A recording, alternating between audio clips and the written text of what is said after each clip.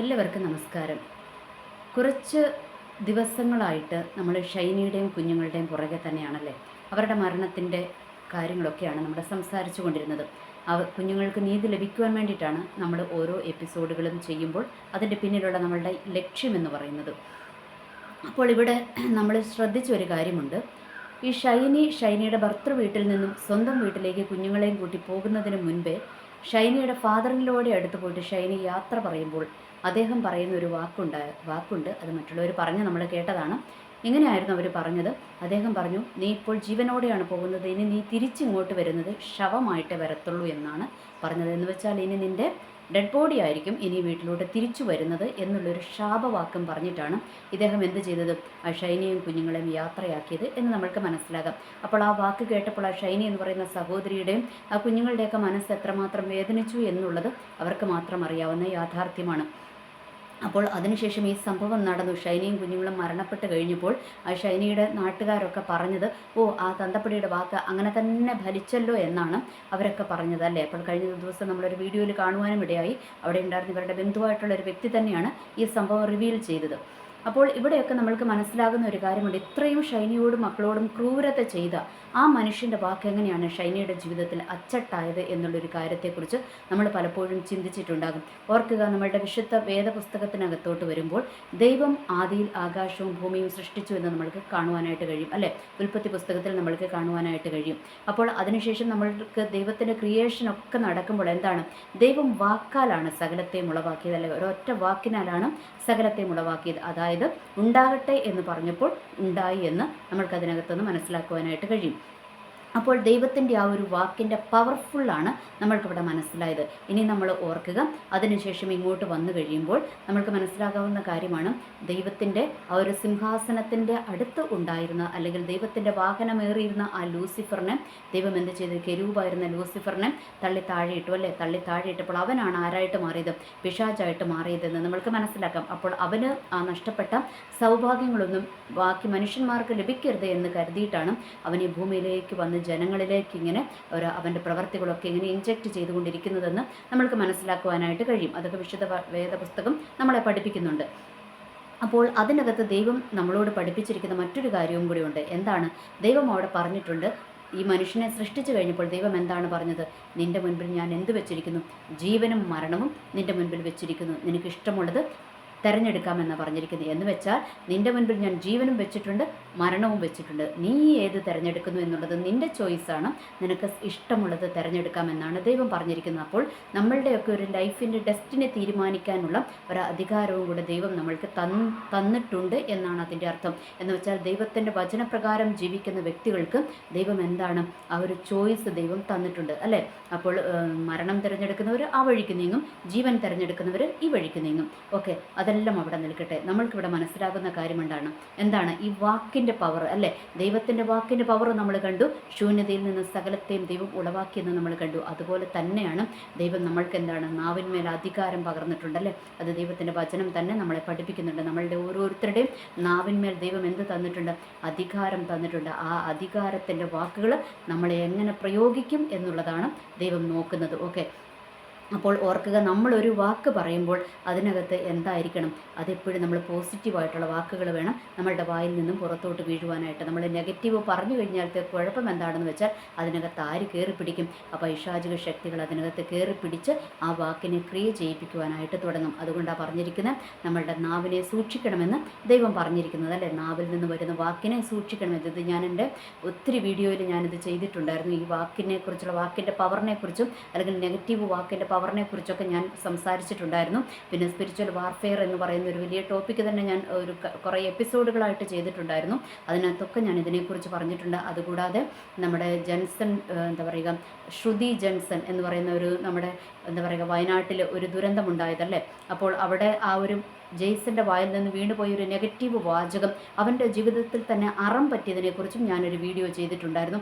അതിനകത്തെല്ലാം എൻ്റെ എല്ലാ വീഡിയോകളിലും ഞാൻ മിക്കപ്പോഴും പറയാറുള്ള ഒരു കാര്യമാണ്, നമ്മൾ എന്ത് ചെയ്യരുത്, നമ്മളുടെ വായിൽ നിന്ന് നെഗറ്റീവ് വാക്കുകൾ നമ്മൾ പറയരുതെന്ന് ഞാൻ പറഞ്ഞിട്ടുണ്ടായിരുന്നു. അപ്പോൾ ഇത് എൻ്റെ വാക്കല്ല, ഇതാരാണ്, ദൈവത്തിൻ്റെ വചനം നമ്മളെ പഠിപ്പിക്കുന്നതാണ്. ഓക്കെ, അപ്പോൾ ഈ മനുഷ്യൻ എന്താണ്, ഈ ഷൈനയുടെ ഫാദർ ഇൻ ലോ ഒരു നെഗറ്റീവ് വാക്ക് അവർക്കെതിരെ അങ്ങ് വിട്ടു, അല്ലെ? നെഗറ്റീവ് വാക്ക് മാത്രമല്ല, ഒരു ശാപത്തിൻ്റെ വാക്ക് അവർക്ക് നേരെ അങ്ങ് അഴിച്ചു വിട്ടു. എനിക്ക് തോന്നുന്നു ഷൈനി ഒരു പക്ഷേ ആ വാക്കിൻ്റെ ഒരു വേദന ഷൈനിയുടെ ഹൃദയത്തിൽ ഇങ്ങനെ ഉണ്ടായിരിക്കണം. അത് ഷൈനിയെ പലപ്പോഴും ഇങ്ങനെ നെഗറ്റീവ് ചിന്തകളും എന്ന് വെച്ചാൽ ഇങ്ങനെ നെഗറ്റീവായിട്ടുള്ള ഈ വിഷമങ്ങളൊക്കെ വന്നു കഴിയുമ്പോൾ ഈ വാക്കും ഷൈനിയുടെ ജീവിതത്തെ എന്തായിട്ടുണ്ട്, സ്വാധീനിച്ചിട്ടുണ്ടാകുമെന്ന് നമ്മൾക്ക് മനസ്സിലാക്കുവാനായിട്ട് കഴിയും. അത് ഷൈനിയുടെ ജീവിതത്തെ സ്വാധീനിച്ചിരുന്നു. അത് ഷൈനിയുടെ മുൻപോട്ടുള്ള ആ ഒരു യാത്രയ്ക്കൊക്കെ ഈ ഒരു വാക്കൊരു തടസ്സമായിട്ട് നിന്നിരുന്നുവെന്നും നമ്മൾക്ക് മനസ്സിലാക്കുവാനായിട്ട് സാധിക്കും. എന്ന് വെച്ചാൽ ഈ ദൈവത്തിൻ്റെ വചനം അറിയുന്നവർക്ക് അത് മനസ്സിലാക്കുവാനായിട്ട് സാധിക്കും. ഓർക്കുക, നമ്മൾക്കറിയാം നമ്മളുടെ ആത്മീയ ഗോളത്തിലൂടെ എടുത്താൽ പ്രത്യേകിച്ച് ക്രിസ്ത്യൻസിൻ്റെ ഇടയ്ക്കാണ് ഈ നെഗറ്റീവ് വാചകങ്ങളും ശാപത്തിൻ്റെ വാക്കുകളും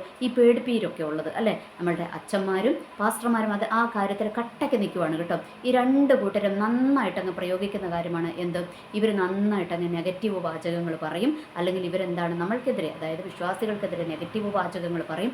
അതല്ല എങ്കിൽ ശാപത്തിൻ്റെ വാക്കുകളൊക്കെ പറഞ്ഞിട്ട് ഇവരങ്ങ് വല്ലാത്ത ഭയപ്പെടുത്തി വെച്ചിട്ടുണ്ട്. അതിനകത്ത് രണ്ട് കാര്യങ്ങളാണ് ഇവർ ഉദ്ദേശിക്കുന്നത്. ഒന്നെന്താണ്, ഇവരുടെ ഭാഗത്തു നിന്ന് എന്ത് തെറ്റ് വന്നാലും ആരെന്ത് ചെയ്യരുത്, വിശ്വാസികൾ പ്രതികരിക്കരുത് എന്നുള്ള ഇവരുടെ ആ ഒരു മനോഭാവം ഒന്ന്. രണ്ടാമത് എന്താണ്, വിശ്വാസികളുടെ ഉള്ളിലേക്ക് ഒരു ഭയത്തിൻ്റെ സ്പിരിറ്റിനെ കടത്തിവിടുക. അപ്പോൾ ഈ ഭയത്തിൻ്റെ സ്പിരിറ്റ് വന്നു കഴിയുമ്പോൾ എന്താണ്, നമ്മളുടെ പ്രതികരണ ശേഷി നഷ്ടപ്പെട്ടു പോകും, അല്ലേ? അപ്പോൾ അതാണ് അവരവിടെ ഉദ്ദേശിക്കുന്നത്. അത് കൂടുതലായിട്ടും ബാധിക്കുന്നത് ആരെയാണ്, ഈ സ്ത്രീകളെയാണ് ബാധിക്കുന്നത്. നിങ്ങൾ ഓർത്ത് നോക്കിക്കും, ഏതെങ്കിലും ഒരു എന്തെങ്കിലുമൊക്കെ ഒരു അച്ഛനോട് രണ്ട് വർത്താനം പറയട്ടെ, അല്ലെങ്കിൽ ആ പാസ്റ്ററിനോട് രണ്ട് വർത്താനം പറയട്ടെ എന്ന് പറഞ്ഞ് ഏതെങ്കിലും അച്ചായന്മാർ വീട്ടിൽ നിന്ന് ഇറങ്ങുമ്പോൾ ഈ അമ്മാമ്മമാരായിരിക്കും പുറകോട്ട് വലിക്കുന്നത്. ദേ നിങ്ങൾ ചുമ്മാ ഒന്നും മേടിച്ച് വെക്കരുത് കേട്ടോ, നിങ്ങൾ അങ്ങോട്ട് പോകരുതെന്ന് പറയുന്നത് വെച്ചാൽ സ്ത്രീ എപ്പോഴും എന്താണ്, ബലഹീന പാത്രമാണ്. അപ്പോൾ ഇവരെയാണ് ഇതൊക്കെ കൂടുതലായിട്ട് അങ്ങോട്ട് എഫക്റ്റ് ചെയ്യുന്നത്. അപ്പോൾ അതൊക്കെ ഉണ്ടോ എന്നുള്ളതിനെക്കുറിച്ചാണ് നമ്മൾ ഇന്ന് ചർച്ച ചെയ്യുവാനായിട്ട് പോകുന്നത്. അപ്പോൾ ഓർക്കുക, നമ്മളുടെ വായിൽ നിന്ന് വീഴുന്ന നെഗറ്റീവ് വാചകം അത് നമ്മൾ പറഞ്ഞാലും വേറൊരാൾ പറഞ്ഞാലും അതിനൊക്കെ ഒരു ശക്തിയുണ്ട് കേട്ടോ. എന്ന് വെച്ചാൽ അതിനകത്ത് വ്യാപരിക്കുന്നത്, നമ്മൾ പോസിറ്റീവ് പറഞ്ഞാൽ ദൈവത്തിൻ്റെ ആത്മാവിൻ്റെ പോസിറ്റീവ് ശക്തി അതിനകത്ത് വ്യാപരിക്കും. നമ്മൾ നെഗറ്റീവ് പറഞ്ഞാൽ എന്താണ്, അതിനകത്ത് പിശാചിൻ്റെ നെഗറ്റീവ് എനർജി, നെഗറ്റീവ് ശക്തി അതിനകത്ത് വ്യാപരിക്കും എന്നുള്ളത് ദൈവത്തിൻ്റെ വചനത്തിൽ നിന്ന് തന്നെ നമ്മൾക്ക് മനസ്സിലാകുന്ന കാര്യമാണ്. ഓർക്കുക, ഷൈനിയുടെ ആ ഒരു ഫാദർ ഇൻ ലോ അങ്ങനെ പറഞ്ഞ സമയത്ത് ഷൈനി ആ വാക്കിനെ അവിടെ വെച്ച് ക്യാൻസൽ ചെയ്തിരുന്നുവെങ്കിൽ എനിക്ക് തോന്നുന്നു ഒരുപക്ഷെ ഇത് സംഭവിക്കത്തില്ലായിരുന്നു എന്നാണ് എനിക്ക് തോന്നുന്നത്. കാരണം എന്താണെന്നറിയാവോ, നമ്മളുടെയൊക്കെ ജീവിതത്തിൽ നമ്മൾ ഈ നെഗറ്റീവ് വാക്കുകൾ പറയുമ്പോൾ പലപ്പോഴും നമ്മൾ മനസ്സിലാക്കാതെ പോകുന്ന കാര്യമാണ്. നമ്മളുടെയൊക്കെ ജീവിതത്തിൻ്റെ ഓരോ പ്രശ്നങ്ങൾ വരുമ്പോൾ നമ്മൾ അറിയാതെ നെഗറ്റീവ് വാചകങ്ങൾ പറഞ്ഞു പോകും, അല്ലേ? നമ്മളൊരു ഇൻ്റർവ്യൂവിന് പോകുമ്പോൾ ഭയങ്കര ടഫാപ്പാ, നമുക്ക് കിട്ടുമെന്ന് തോന്നുന്നില്ല. ഇനി രണ്ടാമത് എക്സാം വരുമ്പോൾ നമ്മൾ എന്ത് പറയും, ജയിക്കുമെന്ന് തോന്നുന്നില്ല, അല്ലെങ്കിൽ നല്ല മാർക്ക് കിട്ടുമെന്ന് തോന്നുന്നില്ല, അങ്ങനെ പറയും, അല്ലേ?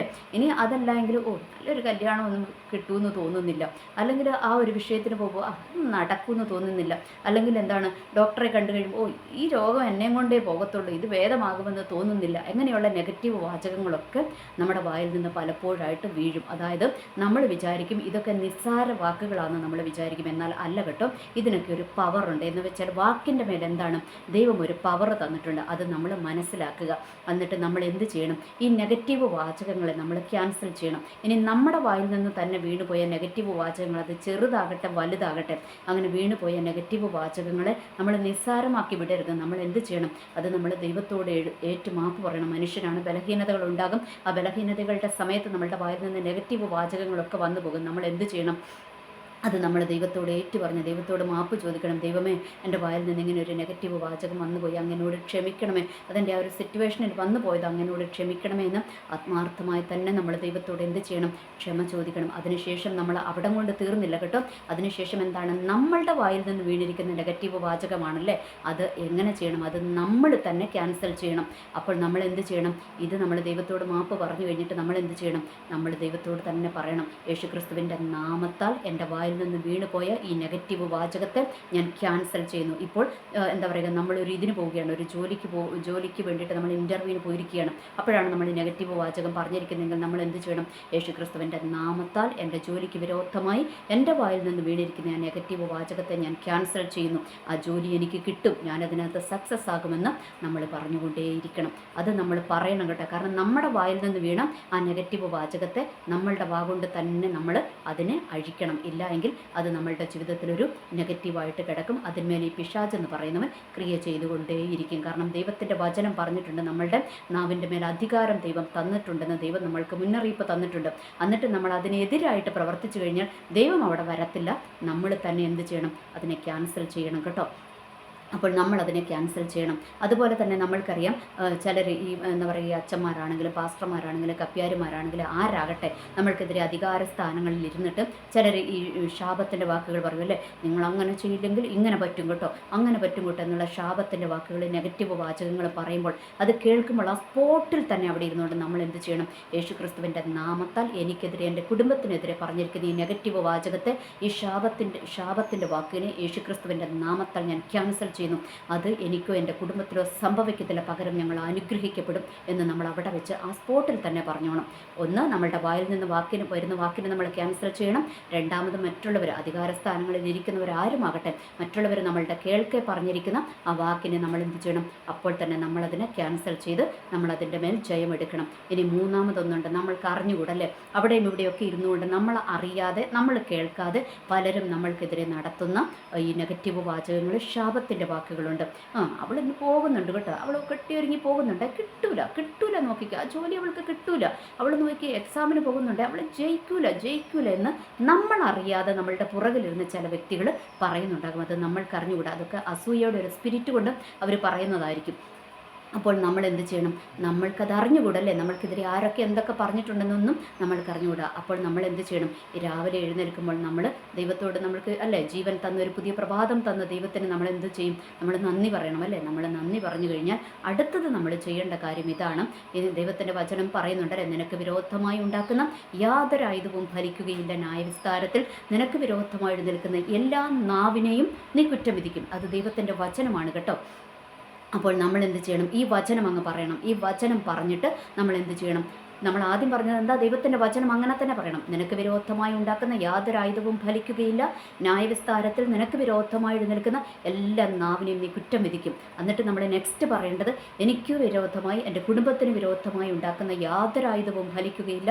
ഇനി നിമിഷം വരെ ഞങ്ങൾക്ക് വിരോധമായി നടത്തിയിരിക്കുന്ന, ഇപ്പോൾ നടത്തിക്കൊണ്ടിരിക്കുന്ന, ഇനി നടത്തുവാനിരിക്കുന്ന സകല എതിർ പ്രാർത്ഥനകൾ, എതിരുപവാസങ്ങൾ, എതിർപ്രവർത്തനങ്ങൾ, നെഗറ്റീവ് വാചകങ്ങൾ, ശാപത്തിൻ്റെ വാക്കുകൾ, അസൂയയുടെ സ്പിരിറ്റുകളെ യേശുക്രിസ്തുവിൻ്റെ നാമത്താൽ ക്യാൻസൽ ചെയ്യുന്നു. അത് നമ്മൾ പറഞ്ഞോണം കേട്ടോ. അത് നമ്മൾ നന്നായിട്ട് ദൈവസന്നിധിയിൽ ആ ദൈവത്തിൻ്റെ ശക്തി ഏറ്റെടുത്തുകൊണ്ട് നമ്മളത് പറഞ്ഞോണം. അതിനെയൊക്കെ ദൈവം അവിടെ ക്രിയ ചെയ്തോളും എന്നുള്ളതാണ്. പക്ഷേ നമ്മളുടെ വാക്കുകൊണ്ട് നമ്മൾ പറയേണ്ടത് എന്താണ്? നമ്മൾ പറഞ്ഞുകൊണ്ടിരിക്കണം. പിന്നെ എതിർപ്രാർത്ഥന എന്ന് പറയുന്നത്, അത് ഞാൻ ഇതിൻ്റെ മുൻപേ ഉള്ള എപ്പിസോഡിലൊക്കെ ഞാൻ ചെയ്തിട്ടുണ്ട്. അതെൻ്റെ ചാനൽ സന്ദർശിച്ചാൽ നിങ്ങൾക്ക് കാണുവാനായിട്ട് കഴിയും. താല്പര്യമുള്ളവർക്ക് അത് പോയി നോക്കാം. ഇനി കുറച്ചുകൂടെ കഴിഞ്ഞ് കഴിയുമ്പോൾ ഞാൻ ആ ഒരു സബ്ജക്റ്റിനെ കുറിച്ച് വീണ്ടും ഒന്നും കൂടെ പറയാം. കാരണം അതൊക്കെ വലിയ വലിയ വലിയ സബ്ജക്റ്റുകളാണ്. എന്ന് വെച്ചാൽ നമ്മൾക്കറിയാം, നമ്മുടെ അപ്പസ്തോലനായ പൗലോസ് പറഞ്ഞിട്ടുണ്ട് എന്താ പറഞ്ഞിരിക്കുന്നത്? നമ്മൾക്ക് പോരാട്ടമുള്ളത് ജഡരക്തങ്ങളോടല്ല, വാഴ്ചകളോടും അധികാരങ്ങളോടും എന്താ പറയുക, സ്വർലോകങ്ങളിലെ ദുഷ്ടാത്മസേനയോടുമാണെന്നാണ് പറഞ്ഞിരിക്കുന്നത് അല്ലേ. അപ്പോൾ നമ്മൾ അറിയാത്ത പലതും നമ്മൾക്കെതിരെ പ്രവർത്തിക്കുന്നുണ്ട്. അതായത് പല പൈശാചിക ശക്തികളും മറഞ്ഞിരുന്നും ഒളിഞ്ഞിരുന്നും എല്ലാം നമ്മൾക്കെതിരെ പോരാടുന്നുണ്ട്. ഇനി അതുകൂടാതെ അത് വ്യക്തികളിലൂടെ നമ്മൾക്കെതിരെ പോരാടുന്നുണ്ട്. അപ്പോൾ ഇതിനെല്ലാം നമ്മൾ അറിഞ്ഞിരിക്കണം കേട്ടോ. അത് സ്പിരിച്വൽ വാർഫെയർ എന്ന് പറയുന്ന ഒരു ടോപ്പിക് തന്നെ കുറേ എപ്പിസോഡ് ഞാൻ ചെയ്തിട്ടുണ്ട്. അതൊക്കെ നോക്കുമ്പോൾ നിങ്ങൾക്ക് അതിനകത്ത് മനസ്സിലാക്കുവാനായിട്ട് കഴിയും. താല്പര്യമുള്ളവർക്ക് അത് പോയിട്ട് കേൾക്കാം. അപ്പോൾ നമ്മൾ എന്താണ്? നമ്മൾ അറിഞ്ഞിരിക്കണം. നമ്മൾ തീരെ ചുമ്മാ കണ്ണും അടച്ചൊരു വിശ്വാസിയായിട്ടല്ല നമ്മൾ ജീവിക്കേണ്ടത്. ദൈവം അത് നമ്മളോട് പറഞ്ഞിട്ടുണ്ട്. എന്താ പറഞ്ഞിരിക്കുന്നത്? നിങ്ങൾ സർപ്പങ്ങളെപ്പോലെ വിവേകികളും പ്രാവുകളെപ്പോലെ നിഷ്കളങ്കരുമായിരിക്കണം എന്നാണ് നമ്മളെ പഠിപ്പിച്ചിരിക്കുന്നത്. അപ്പോൾ നമ്മൾ എന്ത് ചെയ്യണം? നമ്മൾ അറിഞ്ഞിരിക്കണം. നമ്മൾക്കെതിരെ വരുന്ന കെണികളെ, കുരുക്കുകളെ, ഇതുപോലെയുള്ള നെഗറ്റീവ് വാചകങ്ങളെ, ശാപത്തിൻ്റെ വാക്കുകളെ, എതിർ പ്രാർത്ഥനകളെ എല്ലാം നമ്മൾ അറിഞ്ഞിരിക്കണം. നമ്മൾ വിചാരിക്കും ഈ എതിർ പ്രാർത്ഥന എന്ന് പറയുന്നത് വലിയൊരു സബ്ജക്റ്റ്, അത് ഞാൻ പിന്നീട് അതിനെക്കുറിച്ച് വിശദീകരിക്കാം. അപ്പോഴാണ് നിങ്ങൾക്ക് അതിൻ്റെ ആഴം മനസ്സിലാകുന്നത്. ഞാൻ ഇതിൻ്റെ മുൻപേ ഉള്ള എപ്പിസോഡിൽ പറഞ്ഞിട്ടുണ്ട്, നിങ്ങൾ പോയി കണ്ടാലും മതി. അപ്പോൾ ഓക്കെ, അവിടെ നിൽക്കട്ടെ. അപ്പോൾ നമ്മളിവിടെ എന്ത് ചെയ്യണം? ഈ നെഗറ്റീവ് വാചകങ്ങൾ എന്ന് പറയുന്നതിനെ നമ്മൾ ക്യാൻസൽ ചെയ്യുക തന്നെ വേണം കേട്ടോ. കാരണം അതിന് നല്ലൊരു പവറുണ്ട്. ഇനി രണ്ടാമത്തെ കാര്യം, ഈ നമ്മൾക്കറിയാം, ഈ നെഗറ്റീവ് വാചകങ്ങൾ പറയുമ്പോൾ അവിടെ രണ്ട് കാര്യമാണ് സംഭവിക്കുന്നത്. മറ്റുള്ളവർ പറയുമ്പോഴും അതുപോലെ ഈ അധികാര സ്ഥാനങ്ങളിൽ ഇരിക്കുന്നവർ പറയുമ്പോഴും ഒക്കെ അതിനകത്ത് രണ്ട് കാര്യങ്ങളാണ് സംഭവിക്കുന്നത്. ഒന്നൊരു നെഗറ്റീവ് എനർജി അവർ നമ്മളിലേക്ക് ഇഞ്ചക്റ്റ് ചെയ്ത് വിടുകയാണ്. രണ്ടാമതൊരു ഭയത്തിൻ്റെ സ്പിരിറ്റിനെയും കൂടി അതിൻ്റെ കൂട്ടത്തിൽ നമ്മളിലേക്ക് ഇഞ്ചക്റ്റ് ചെയ്ത് വിടുകയാണ് അവർ ചെയ്യുന്നത്. എന്ന് വെച്ചാൽ ഒരു നെഗറ്റീവ് വാചകം അല്ലെങ്കിൽ ഒരു ശാപത്തിൻ്റെ വാക്ക് പറയുമ്പോൾ അതിൻ്റെ പിന്നിൽ രണ്ട് ശക്തികളാണ് വ്യാപരിക്കുന്നത്. ഒന്നെന്താണ്? ഒന്നും അപ്പോൾ നമ്മളെന്ത് മനസ്സിലാക്കണം, ഈ ഭയത്തിൻ്റെ സ്പിരിറ്റും കൂടെ കടന്നു വരും. പിന്നെ രണ്ടാമത് എന്താണ്, ഈ നെഗറ്റീവ് എനർജിയും കൂടെ കടന്നു വരും. അപ്പോൾ ഈ രണ്ട് സ്പിരിറ്റുകളെയാണ് ഒന്നിച്ച് ഇഞ്ചക്റ്റ് ചെയ്ത് വിടുന്നതെന്ന് നമ്മൾ മറക്കാതിരിക്കുക. കാരണം ഇങ്ങനത്തെ ശാപത്തിൻ്റെ വാക്കുകൾ, നെഗറ്റീവ് വാചകങ്ങളൊക്കെ കേൾക്കുമ്പോൾ നമ്മൾക്കൊരു ഭയം നമ്മളുടെ ഉള്ളിലോട്ട് വരുമല്ലേ. അപ്പോൾ ഈ ഭയം വന്നു കഴിയുമ്പോൾ എന്ത് ചെയ്യും, ഈ ഭയം നമ്മളെ എന്ത് ചെയ്യും, പതുക്കെ പതുക്കെ പതുക്കെ കീഴടക്കി ആ ഒരു നെഗറ്റീവ് എനർജിക്ക് പ്രവർത്തിക്കുവാനുള്ള ആ ഒരു സ്പേസ് അവിടെ ഉണ്ടാക്കി കൊടുക്കുമെന്നുള്ള കാര്യം നമ്മൾ ഓർക്കുക. അപ്പോൾ നമ്മൾ എന്ത് ചെയ്യണം, ഇതിനെ നമ്മൾ ക്യാൻസൽ ചെയ്ത് വിടുക. നമ്മൾ ഭയപ്പെടേണ്ട കാര്യമില്ല. നമ്മൾ പ്രതികരിക്കേണ്ടത് നമ്മൾ പ്രതികരിക്കണം. ഒന്നും അതാരാണെങ്കിലും പ്രതികരിക്കുന്നതിന് കുഴപ്പമില്ല. കാരണം എന്താണെന്ന് അറിയുമ്പോൾ, ഞാനും ആദ്യം ഇങ്ങനെ ഭയങ്കര പേടിയായിരുന്നു. എനിക്കിങ്ങനെ ഈ എന്താ പറയുക, അധികാര സ്ഥാനങ്ങളിൽ ഇരിക്കുന്നവരൊക്കെ പറഞ്ഞ എൻ്റെ ഒരു ചരിത്രം എന്ന് പറഞ്ഞാൽ അത് വലിയ കഥകൾ, അതൊക്കെ ഞാൻ പറയാം. ഞാൻ എന്താ പറയുക, ഈ കേരളത്തിന് വെളിയിൽ ഞാനൊരു SFI അനുകൂലിയായിരുന്നു. അപ്പോൾ SFI അനുകൂലിയല്ല, അതിനകത്ത് നല്ല ശക്തമായിട്ട് പ്രവർത്തിച്ചുകൊണ്ടിരുന്ന ആളാണ്, വിശ്വാസ ജീവിതത്തിന് മുൻപേ കേട്ടോ, ദൈവത്തിൻ്റെ ഭാഗത്തേക്ക് വരുന്നതിന് മുൻപേ. അപ്പോൾ ഞാൻ കേരളത്തിന് വെളിയിലൊരു സംസ്ഥാനത്ത് ചെന്നിട്ട് അവിടെ ഒറ്റയ്ക്ക് SFIയുടെ കൊടിയും പിടിച്ച് ഒറ്റയ്ക്ക് ജാഥ നടത്തിയ ടീമാണ് ഞാൻ കേട്ടോ. ഒരു ഭയം ഉണ്ടായിരുന്നില്ല, ഒറ്റയ്ക്ക് ജാഥ നടത്തിയ ടീമാണ്. പക്ഷേ ആ സംസ്ഥാനത്ത് വെച്ച് തന്നെ ദൈവം എന്നെ ദൈവത്തിൻ്റെ കൊടി പിടിക്കുവാൻ തിരഞ്ഞെടുത്തു എന്നുള്ളത് ദൈവത്തിൻ്റെ മഹാകരുണയാണെന്ന് മാത്രമേ പറയത്തുള്ളൂ. അതൊക്കെ വലിയ കഥകളാണ്, അതൊക്കെ ഞാൻ പിന്നീട് പറയാം കേട്ടോ. അപ്പോൾ ഞാൻ പറഞ്ഞത്, അതുകൊണ്ട് എനിക്കൊരു പ്രതികരിക്കുന്ന ഒരു സ്വഭാവം എനിക്കുണ്ടായിരുന്നു. എന്നാൽ ദൈവഭാഗത്തേക്ക് വന്നു കഴിഞ്ഞപ്പോഴത്തേക്കും എനിക്ക് ഈ അധികാര സ്ഥാനങ്ങളിൽ ഇരിക്കുന്നവരോടൊക്കെ എനിക്കൊരു ഭയങ്കര ഭയമായിരുന്നു. ഭയവും ബഹുമാനവും ഒക്കെ ആയിരുന്നു. അവരെന്ത് പറഞ്ഞാലും, അവർക്കെതിരെ പറഞ്ഞാൽ നമ്മൾക്കത് ശാപമാകും എന്നൊക്കെ വിചാരിച്ചുകൊണ്ടിരുന്നായിരുന്നു. എന്നാൽ ഈ കുറച്ച് മാസങ്ങൾക്കൊക്കെ മുൻപ്, കുറേ നാളുകൾക്ക് മുൻപേ ഒരു സംഭവം ഉണ്ടായി. ഒരു കുടുംബത്തിന് ഒരു ന്യായം വേണമായിരുന്നു, ഒരു ന്യായം ലഭിക്കേണ്ട ഒരു സാഹചര്യം ഉണ്ടായിരുന്നു. അപ്പോൾ അവർക്ക് വേണ്ടി പ്രതികരിക്കാൻ പലരും അവിടെയും ഇവിടെ നിന്നൊക്കെ പ്രതികരിക്കുമെന്ന് വെച്ചാൽ ഇങ്ങനെ പിറുവിറുക്കുന്നുണ്ടെന്നല്ലാതെ ആരും പുറത്തോട്ട് പറയുന്നുണ്ടായിരുന്നില്ല. എന്നാൽ ഞാൻ ആ കാര്യം പുറത്തോട്ട് പറയണമെന്ന് ഞാനങ്ങ് തീരുമാനിച്ചു. ആദ്യമൊന്നും ഞാൻ പറഞ്ഞു കഴിഞ്ഞപ്പോഴത്തേക്കും എനിക്ക് പിന്നെ തോന്നി, എൻ്റെ ദൈവമേ, ഇതൊക്കെ പിന്നെ അവസാനം എനിക്ക് കുരുക്കാകുമോ, എനിക്കതൊരു ദോഷമാകുമോ എന്നൊക്കെ ഞാനിങ്ങനെ ചോദിച്ചു. എന്നിട്ട് എനിക്ക് എന്നെ അറിയുന്നതോ അല്ല, എനിക്കറിയുന്ന ഒരു പ്രവാചകനുണ്ടായിരുന്നു. ഞാൻ അദ്ദേഹത്തെ വിളിച്ചപ്പോൾ അദ്ദേഹത്തിൻ്റെ അടുത്ത് നമ്മൾ കാര്യങ്ങളൊന്നും അങ്ങോട്ട് പറയണ്ട, അദ്ദേഹം തന്നെ പ്രാർത്ഥിച്ചിട്ട് ഇങ്ങോട്ട് കാര്യങ്ങൾ പറയും. അപ്പോൾ നമ്മൾ ഏത് കാര്യത്തിനാണോ വിളിച്ചത് അതിൻ്റെ തന്നെ ആൻസർ ആ പുള്ളിയിലൂടെ കിട്ടും. അപ്പോൾ ഞാൻ അദ്ദേഹത്തോട് ഇങ്ങനെ ഞാൻ പറഞ്ഞു, പാസ്റ്റർ ഒന്ന് പ്രാർത്ഥിക്കണമെന്ന് പറഞ്ഞു. അപ്പോൾ തന്നെ ആ ദേവദാസൻ കണ്ണടച്ച് നമ്മളോട് വിഷയങ്ങളോ ഊരോ പേരോ നാടോ ഒന്നും ചോദിക്കില്ല കേട്ടോ. അദ്ദേഹം അപ്പോൾ തന്നെ പ്രാർത്ഥിച്ചിട്ട് എന്നോട്, ഞാൻ ഏത് വിഷയത്തിനായിരുന്നോ ഞാൻ ആലോചന ചോദിച്ചത് അതിൻ്റെ ഉത്തരം എന്നോട് പറഞ്ഞത്, നീ ഇത് നിർത്തണ്ട, നീ ഇത് തുടർന്നു, നീ ആ കുടുംബത്തിൻ്റെ കാര്യത്തിൽ നീ നിർത്തണ്ട, അത് നീ തുടർന്നു, നീ ഒരു കൂട്ടർക്ക് നീതി ലഭിക്കുവാൻ വേണ്ടിയാണ് നീ മുന്നോട്ട് പോകുന്നത്, നീ അത് ചെയ്തോ, അത് ദൈവഹിതമാണ്, ദൈവം നിന്നെ ഏൽപ്പിച്ചതാണ്, അവസാനത്തെ ജയം നിനക്ക് തന്നെയാണ്, അത് നീതി ലഭിക്കുക തന്നെ ചെയ്യും. എന്ന് വെച്ചാൽ ആ കുടുംബത്തിന് നീതി ലഭിക്കും. അത് ഏലിയാവിന് ശേഷം എലീശ ശുശ്രൂഷ ഏറ്റെടുക്കുന്നതിന് മുൻപേ വരുന്ന കുറച്ച് പ്രോബ്ലംസാണ് ഇപ്പോൾ നടന്നുകൊണ്ടിരിക്കുന്നത്. എലീശ ശുശ്രൂഷ ഏറ്റെടുക്കുകയും ചെയ്യും, നീതി ലഭിക്കുകയും ചെയ്യുമെന്ന് എന്നോട് പറയുവാനായിട്ട് ഇടയായി. അപ്പോൾ അത് വേറൊരു സംഭവമാണ്, അതൊരു പേഴ്സണൽ ഒരു ഇഷ്യൂ ആണ്. അത് ഓക്കെ, അതവിടെ നിൽക്കട്ടെ, അത് ഞാനിപ്പോൾ പബ്ലിക് ആക്കുന്നില്ല. അപ്പോൾ ആ ഒരു വിഷയം, അപ്പോൾ ദൈവം എന്നോട് വ്യക്തമായിട്ട് അതിനകത്ത് ഇടപെട്ട് കഴിഞ്ഞപ്പോൾ ഞാൻ വീണ്ടും ആ വിഷയത്തിനകത്ത് സ്ട്രോങ് ആയിട്ട് തന്നെ ഞാൻ ആ വിഷയത്തിനായിട്ട് നിൽക്കുവാനിടയായി. അപ്പോൾ ഞാൻ പറഞ്ഞു വന്നത്, നമ്മൾ പ്രതികരിക്കേണ്ടിടത്ത് നമ്മൾ പ്രതികരിക്കണം. ചുമ്മാ എല്ലാത്തിനകത്തും പ്രതികരിക്കണം എന്നല്ല പറഞ്ഞ്, നമ്മൾ പ്രതികരിക്കേണ്ടിടത്ത് നമ്മൾ പ്രതികരിക്കണം. അതൊരിക്കലും നമ്മൾക്ക് ശാപമാകത്തില്ല. കാരണം ദൈവം പ്രവർത്തിക്കുന്നത് വ്യക്തികളിലൂടെയാണ് എന്നുള്ള കാര്യം നമ്മൾ മറക്കാതിരിക്കുക. ഇപ്പോൾ അതൊന്നും നമ്മുടെ നല്ലതിന് വേണ്ടി നമ്മൾ പ്രതികരിച്ചു കഴിഞ്ഞാൽ, സത്യത്തിന് വേണ്ടി നമ്മൾ പ്രതികരിച്ചു കഴിഞ്ഞാൽ ദൈവം നമ്മളുടെ കൂടത്തിൽ നിൽക്കും. അത് നമ്മൾക്ക് ശാപമാകത്തില്ല. അതുകൊണ്ട് ഇങ്ങനെയുള്ള വാക്കുകൾ കേൾക്കുമ്പോൾ ഭയം നമ്മളുടെ ഉള്ളിലേക്ക് വരണ്ട, ആ ഭയത്തെ നമ്മൾ മാറ്റിക്കളയണം. ഒന്ന്. പിന്നെ രണ്ടാമത്തെ കാര്യം എന്താണ്, ഇതുപോലെയുള്ള നെഗറ്റീവ് വാചകങ്ങളെ നമ്മൾ ക്യാൻസൽ ചെയ്ത് വിടണം. അപ്പോൾ ഭയവും വേണ്ട, നെഗറ്റീവും വേണ്ട. പിന്നെ ഒരു കാര്യം നമ്മൾ ഓർക്കുക, നമ്മൾ ചുമ്മാ മറ്റുള്ളവരെ ചെയ്യാത്ത തെറ്റിൻ്റെ പേരിൽ ഒരാളെ ശിക്ഷിക്കാനോ അല്ലെങ്കിൽ ചുമ്മാ നമ്മൾ അധികാരത്തിലിരിക്കുന്നവർക്കെതിരെ ചുമ്മാ യുദ്ധത്തിന് പോകാനോ ഒന്നും നമ്മൾ നിൽക്കരുത്. അതിനൊക്കെ ദൈവം കണക്ക് ചോദിക്കും. അതായത് അതിനകത്ത് നിൽക്കുന്നയാൾ ദൈവസ്ഥാനത്തിൽ നേരോടെ നിൽക്കുന്ന ആളാണെങ്കിൽ നമ്മൾക്ക് ചിലപ്പോൾ അതിൻ്റെ പണി കിട്ടും. കാരണം നമ്മൾ എവിടെ നിൽക്കണം, സത്യത്തിൻ്റെ കൂടെ നമ്മൾ നിൽക്കണം. സത്യത്തിൻ്റെ കൂടെ നമ്മൾ പ്രതികരിക്കാൻ പോയി കഴിഞ്ഞാൽ ദൈവം നമ്മളുടെ കൂടത്തിൽ നിൽക്കുമെന്നുള്ളതിന് യാതൊരു സംശയവുമില്ല എന്നുള്ള കാര്യം നമ്മൾ ഓർക്കുക. പിന്നെ നമ്മൾ എന്ത് അറിഞ്ഞിരിക്കണം, നമ്മൾ ഇതിനകത്തെ ആ ഒരു സീക്രട്ടുകൾ നമ്മൾ അറിഞ്ഞിരിക്കണം. നമ്മൾക്കെതിരെ വരുന്ന ഇതുപോലെയുള്ള നെഗറ്റീവ് വാചകങ്ങളെയൊക്കെ നമ്മൾ ക്യാൻസൽ ചെയ്യുക. എന്നിട്ട് നമ്മൾ ഒരു ദിവസം മുൻപോട്ട് തുടങ്ങുക. അപ്പോൾ നിങ്ങൾ നോക്കിക്കോ, നിങ്ങൾ പലപ്പോഴും നമ്മളറിയാതെ പണ്ടെപ്പോഴോ ഒക്കെ പറഞ്ഞ നെഗറ്റീവ് വാചകങ്ങളായിരിക്കും നമ്മളുടെ ജീവിതത്തിൽ നിന്ന് തടസ്സമായിട്ട് നിൽക്കുന്നതെന്ന് നമ്മൾ മറക്കരുത് കേട്ടോ. ചിലപ്പോൾ വിവാഹപ്രായമെത്തി വിവാഹം കഴിയാതെ നിൽക്കുന്നതൊക്കെ പണ്ടെപ്പോഴോ നമ്മൾ പറഞ്ഞു, നല്ലൊരു ചർക്കരയൊന്നും കിട്ടാൻ പോകുന്നില്ലെന്നേ, അല്ലെങ്കിൽ നല്ലൊരു പെണ്ണിനെയൊന്നും കിട്ടാൻ പോകുന്നില്ല, വിവാഹമൊന്നും നടക്കാൻ പോകുന്നില്ലെന്നേ എന്നൊക്കെ നമ്മൾ പണ്ടെപ്പോഴോ പറഞ്ഞ നെഗറ്റീവ് വാചകങ്ങളായിരിക്കും ഇന്ന് ക്രിയേറ്റ് ചെയ്തുകൊണ്ടിരിക്കുന്നതെന്ന് നമ്മൾ മറക്കരുത്. ചിലപ്പോൾ നമ്മളുടെ ജോലിക്ക്, നമ്മളുടെ എന്തിനെങ്കിലുമൊക്കെ തടസ്സം നിൽക്കുന്നത് പണ്ടെപ്പോഴോ നമ്മൾ തന്നെ പറഞ്ഞതോ അല്ലെങ്കിൽ ആരെങ്കിലും നമ്മൾക്കെതിരെ പറഞ്ഞതോ ആയ നെഗറ്റീവ് വാചകങ്ങൾ അതിൻ്റെ പിന്നിൽ കിടപ്പുണ്ടാകും. അപ്പോൾ നിങ്ങൾ എന്ത് ചെയ്യണം? നമ്മളെല്ലാവരും എന്ത് ചെയ്യണം? നമ്മളുടെ ജീവിതത്തിൽ നമ്മളിത് ഏറ്റെടുക്കുക. നമ്മൾ ആ ഒരു നെഗറ്റീവ് വാചകങ്ങളെ ക്യാൻസൽ ചെയ്യാൻ നമ്മൾ പ്രത്യേകം ശ്രദ്ധിക്കുക. എനിവേ, എല്ലാവർക്കും നല്ലൊരു ദിവസം ആശംസിക്കുന്നു. നന്ദി, നമസ്കാരം.